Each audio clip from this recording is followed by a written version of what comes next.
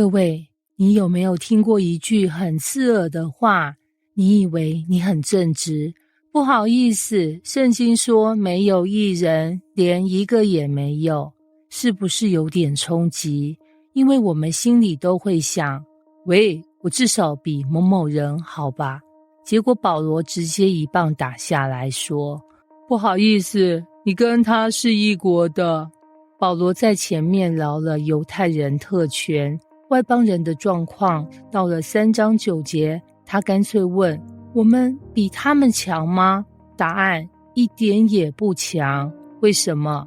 因为保罗已经证明了犹太人和希腊人都在罪恶之下，简单说就是不管你有没有宗教背景，你的罪性都跟别人差不多。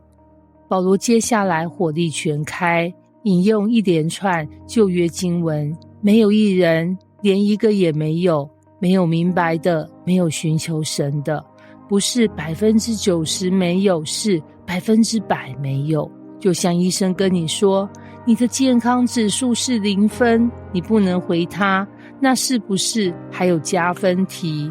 有没有人觉得自己其实算是好人？圣经说，从神的标准来看，我们都没过关，这不是针对你，这是全人类的同病相怜。保罗继续列出罪状，喉咙是敞开的坟墓，舌头弄诡诈，嘴唇有毁舌的毒气，满口是咒骂苦毒。哇，这描述很重口味。翻译一下就是，我们的嘴巴比想象中更危险。想想看，你上一次用嘴伤人是什么时候？可能不是骂脏话，而是用冷漠、讽刺、八卦，把人刺得遍体鳞伤。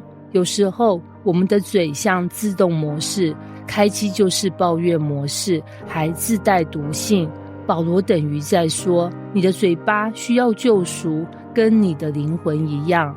保罗继续说，杀人流血，他们的脚飞跑，所经过的路便行残害暴虐的事，平安的路他们未曾知道。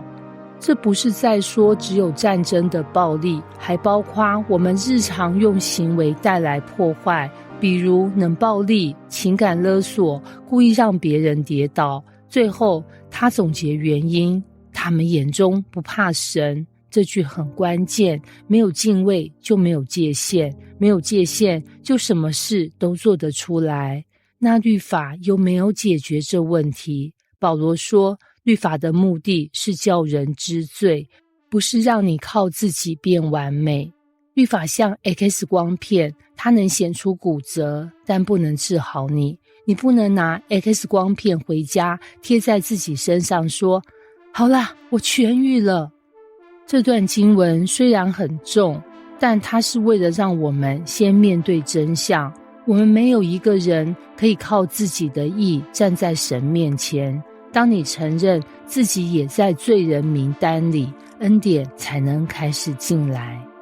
罗马书3章9到20节提醒我们，在罪的问题上，人类没有高低之分，只有全员中招。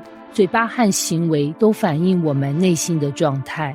律法是照妖镜，不是魔法棒，它让我们看见需要救恩。